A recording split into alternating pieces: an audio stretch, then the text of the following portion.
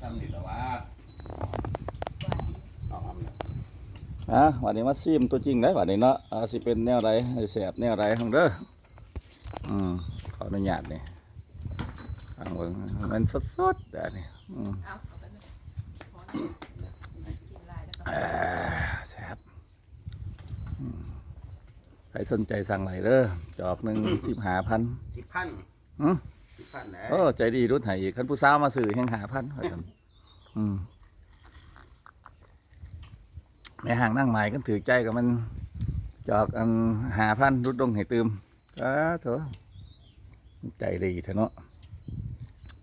เสร็จเที่ยวมาซิมคู่มือแซ่บเลยบ้านดีนี่แห้งงานนี้ก็ถือว่าฤดูกาลนะดอกจานบานเนาะดอกจานบานเห็นคนอยากกินนะขึ้นหอน้ำอ้อยอยากกินน้ำอ้อยแซ่บได้ขอบใจเจ้าของคนใจดีให้ซิมฟรีมือนี่ตลอดมือซิมรถคันโมยานเป็นเบาหวานมาสั่นโอเคบ๊ายบาย